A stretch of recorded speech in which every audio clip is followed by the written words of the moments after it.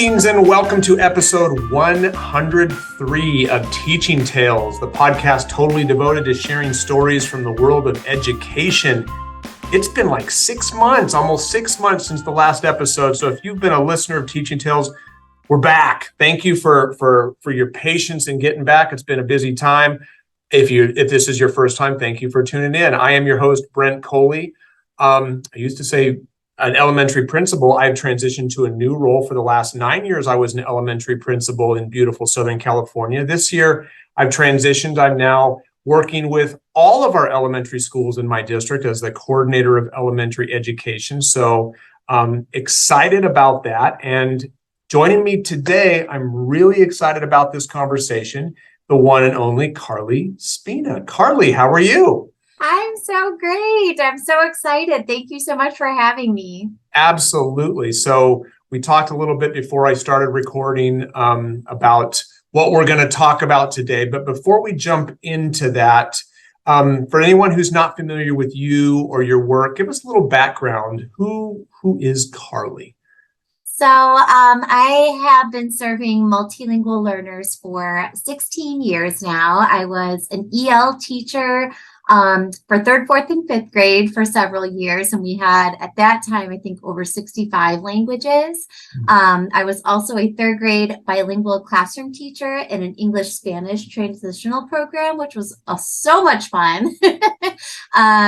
I was also a district-wide multilingual instructional coach. And so I supported 8 schools from early childhood up through 8th grade across various program models and service delivery models. And then I'm currently now serving as a multilingual education specialist with the Illinois Resource Center. And so we're a nonprofit, and our whole passion is supporting and serving multilingual students and families and communities. So, and I'm also the author of a book called Moving Beyond for Multilingual Learners. Awesome. Yes, a fellow EduMatch author. So 2 EduMatch authors coming together. And at the end of the episode, I'll let you kind of talk a little bit more about the book, and for anyone who's interested in picking up a copy, how they can do that. But so let's jump into kind of the topic. As I was alluding to before, I saw your blog post. I've seen it before, but it was EduMatch reposted it the other day, and I saw it called "The Importance of Our Language Choices," and basically just how our words matter and what we say matters in every facet of our life. But specifically, I'm going to kind of pass the virtual mic to you, and kind of like when you say the importance of our language choices, I've highlighted a bunch of stuff in your blog post that if you don't touch on, I'd love to touch on. But what do you mean by when you say our language choices and how that's important?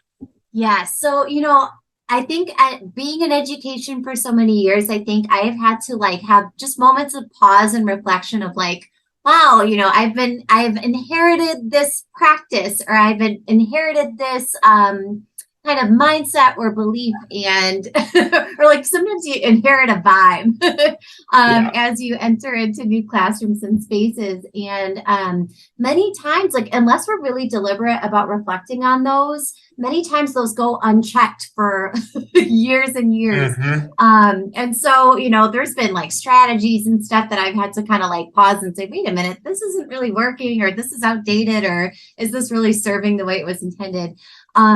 But when we talk about even something that comes really, basic, down to the basic things, the way that we talk about kids and the way that we talk about families we serve, and how many times those phrases in the hallway or even our informal chatter, in the teacher's lounge and stuff like that, sometimes when different language patterns kind of go unchecked, it really, it kind of calls attention to sometimes some of the biases that we hold that might be really problematic. But again, they've never kind of been brought to light or, questioned or called out or even adjusted. Sure. Because sometimes we say things and it captures one thought, and then we're really, trying to articulate something else. So it's really a reflective process on how we, speak about those we serve. Yeah, it's like I love how you kept using the word reflecting, and that's how we grow. And if we do something but we don't reflect on it, it's difficult for us to grow. And I like what you said, like we may be saying things that were inherited, or it's what we've heard, and we may not necessarily mean anything negative by that, but it may have a different connotation. I'm gonna feed you something that you've written so you can talk about that. For example, the word parents. Yes, yes. Can you talk about that? Yes, yes. So as we meet the needs of the students that we serve, we often always, we'll make connections to the grown-ups at home that support those students at home.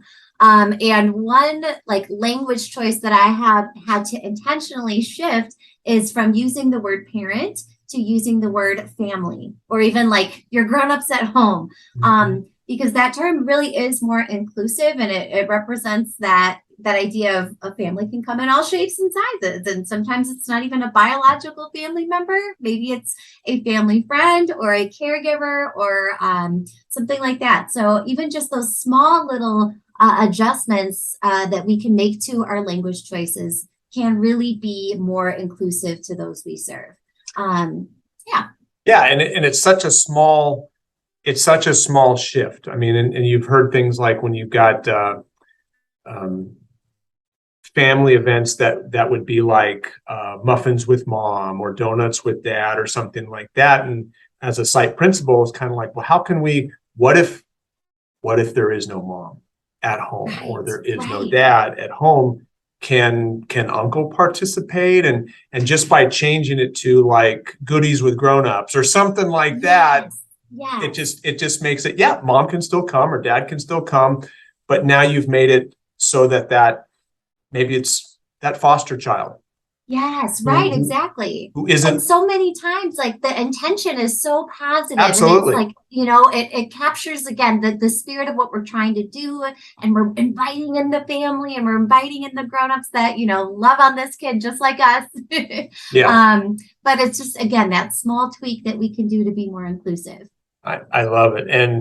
And your work and your background has been working with multilingual students. And just in your talking so far, I'm not sure if anyone has been picking up on this. I have, because I've been looking at your blog posts, but just your language choice, your word choice, when you've spoken about your background and the students that you serve. Again, one of the things you wrote about was, rather than saying my students, you've used that verbiage of the students that I serve. It's kind of like when you talk about students, that student is autistic. No, that's a student with autism. It's like student first. Yes, absolutely. And it's interesting too, because again, we are such passionate human beings. We want to serve, we want to support, we never want to isolate or alienate or stigmatize. But many times, again, like even the way that our meetings are structured, sometimes we'll say like, oh, we're having we call it an IEP meeting. And instead of calling it like, this is a meeting to support this child or this particular student. But we, many of our schools still really function in silos. So like, I remember being in the classroom for my first few years, it was always like, oh, Carly, that's your kid, because that's a multilingual learner. That's your kid. So your kids, are doing this and my kids are doing that. And it was really interesting because I think it also kind of captured some of the practices, because the way that service was being delivered was very isolated at the time. And so as we've made shifts in school systems about being, offering more in-class support, whether it's like maybe we call it in-class support, maybe it's true co-teaching. But as we've made those shifts, I think people are really kind of tuning into those language choices too. Of like, no, these are our kids in our classroom. And these are our lessons that we're prepping for. Yeah.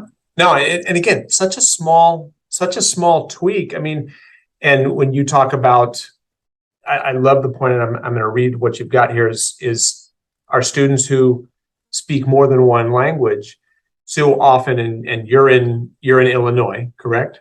Yes. I'm in California, and you said that they used to the term was non-English proficient. And that is still a term that is used in California, non-English proficient. But I love, how do you tweak that and give, and again, I could read it, but I would rather have you share it because they're your words. So it's so interesting because again, we always referred to students as like how the state classified them, which was NEP, non-English proficient, or what became a little bit better was limited English proficient, LEP. We did a lot of that. Yep. But it's so degrading if you really think about it. You're starting a descriptor with the word non. Like, we're going to tell you who you are by first listing what you can't do yet, or what you're developing in. And I always say, like, I don't go to a party and introduce myself by saying, "Hi, I'm Carly and I can't juggle or speak French." Like, I don't do that because I want to introduce myself and like, "Hi, here's who I am. I want to put my best foot forward."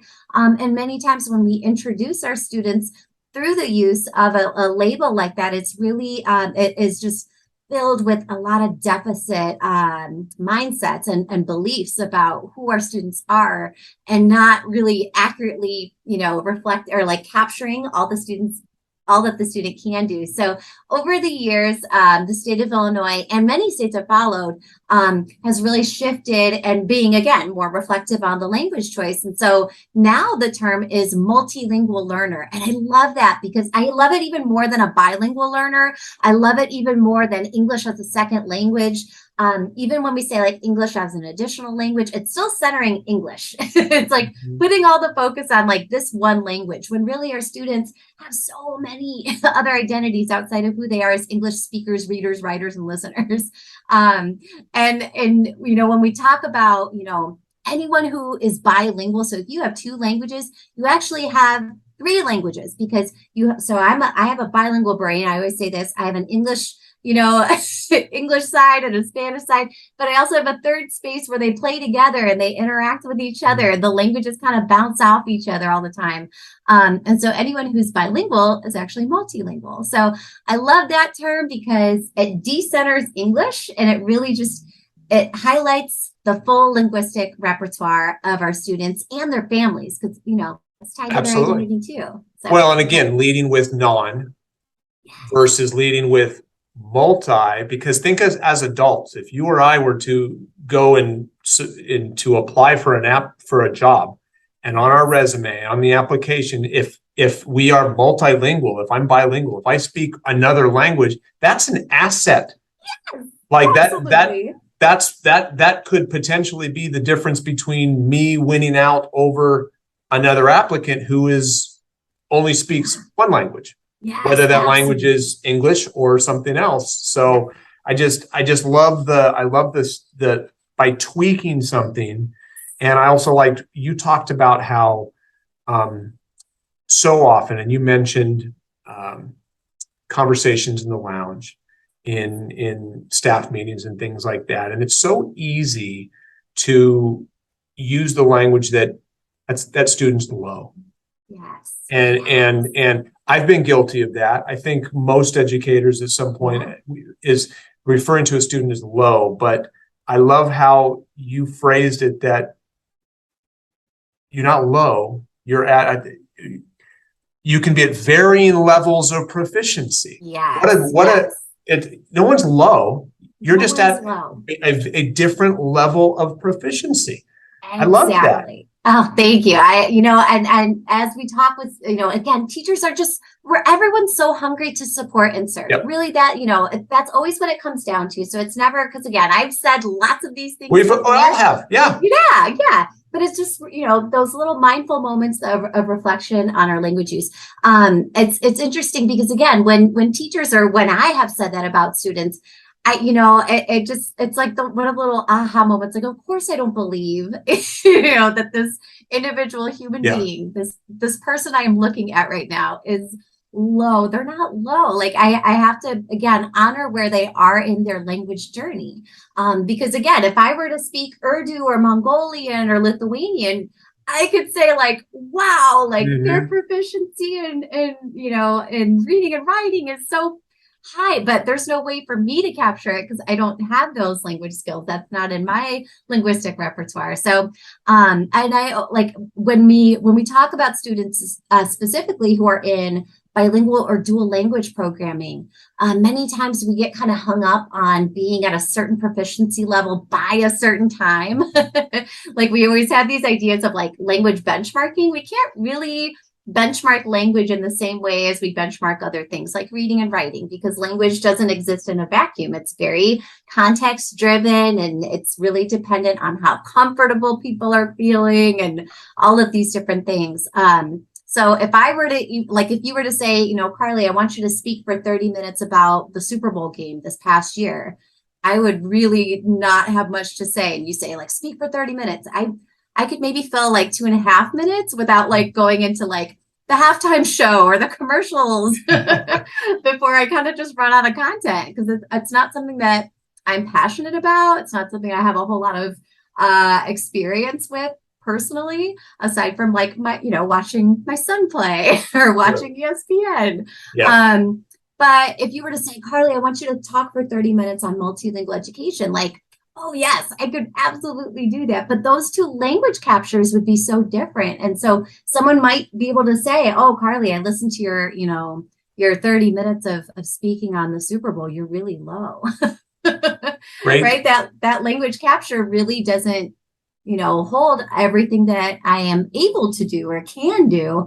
It's just one little moment in time, one capture. I love that. And as you and I both said, like here, I've been guilty of that. And I think for anyone listening right now, the purpose of this, of me wanting to chat with you today, is not to slap anybody's hand or be like, you're doing it wrong. If more than anything, by listening to this conversation, it would be my hope that people would reflect and be, are the words that are coming out of my mouth or that are going into an email or that are being spoken in the lounge, are they deficit minded? Are they asset minded? Are they inclusive? Or are they potentially unintentionally exclusive? And again, it's not that you're doing it wrong. It's like, how can we do it better? And I think that's, I mean, which kind of, it leads me into a story that I've never, this was way back in 1995.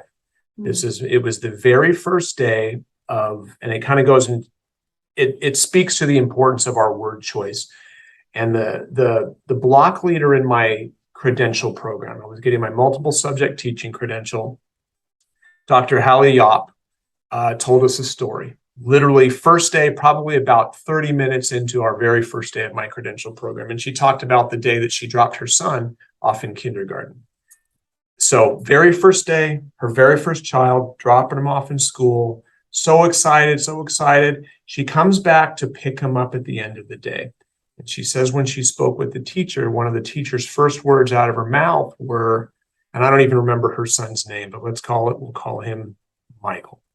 And the teacher told Hallie, said, Michael can't cut with scissors. And I so vividly remember the story of Hallie sitting in the front of this room, speaking to all of these credential candidates, her eyes filling with tears as one of the first interactions with Hallie was, your son can't do something. Forget about the fact that it's the first day of kindergarten, but just that deficit language was that we're talking. And I think at the time her son was like in college or something. I mean, this was not a fresh story in her mind, but she still recalled it in a way that evoked so much emotion in her because it hurt. Because they said that her son couldn't do something. And you said there earlier, yet. And there's just so many ways. And I think that this relates. So for anyone who's listening, this is not just about how we're describing our students in terms of their language levels of proficiency or what we're calling the grown-ups at home, but report card comments. Yes. And it's our job as teachers to describe the current levels of performance, of progress, but how we do that is so important that it's kind of like, let's say a student, I mean, just like the word can't, in my humble opinion, should never go. It should be outlawed in a report card comment. I agree. That's so final. And like for one adult in this whole child's journey, for one adult to sit like and put in like a formal document. Yeah. Say like, nope, you can't. Boom. Yeah. Like you said, it's fine. It's a fun. Yeah. There's a finality to the word can't, whereas there's so many other ways. And I used to work with our teachers. Like if you need to say something, because don't get me wrong. Yeah. I'm not saying there's things that need to be said. Progress needs to be communicated. And sometimes that progress is slow going. Right. And I'm not saying that we lie and we say, hey, everything's great when it's not. But instead of saying can't, just even something maybe is currently having a difficult time with insert whatever it is, or we are going to continue to practice. Yes. I like the term we. Yes. He's struggling with this right now, comma, and here's what we're going to do to support him. It's like, as a parent. Yes. And Carly, you're a parent. Yep. I'm a parent. Yep. And I wrote this in red, and I've said this to our teachers before. It's like, just keep this. Would you want to hear what you're saying? Right. Meaning, if you're the teacher, would you want to hear what you're saying, or would you want to read what you're writing in those report card comments? Right. Yeah. Who's your kid? Because that child, that son, that daughter, that's somebody's whole world. Yes. And when you say that they can't do something, it's very permanent. Yes. And there may be significant struggles. Oh, absolutely. We're not downplaying that, but there's so many ways to wordsmith. Yes. To wordsmith comments, and whether it's a parent-teacher conference or report card, whether I'm on the phone with an upset parent, which I frequently have to do. Yeah. Right. There's better ways to say those things. Yes, absolutely. And really, and again, like if we're prepping for those moments of either comments on a report card or a progress report, or like a conversation that might be difficult to have, or even like a student data meeting where we're starting to bring family members in. If we one of the most powerful practices that we can do is sit with our teammates and say, these are the phrases that we might kind of fall back on. And so what is our plan? How are we going to actively overcome these language choices? Let's write it all out. We give our students word banks of words to use instead of, as I was a 4th and 5th grade teacher. Here's a list of words you can use instead of said. Yes, for example. Exactly. So instead of saying this student is low in this, we're going to say, no, the student is currently developing in this skill, or they're growing in this skill. And again, it's a good thing to do with teams, because then it gets everybody involved in that practice of reflecting on language choices. And again, and it helps to build better relationships. It really does, to help make team meetings more productive, more efficient, and more positive, because then everyone around the table is like, no, we really do love this child. And I think so often that when a teacher and again, if I looked back over my report cards, I know that I would be guilty of making some of these comments too. Yeah. It doesn't mean that the teacher, so please, for anyone listening, if you think, oh geez, I've done that, I'm not saying that you don't love your kids. I'm not saying that you're not a teacher.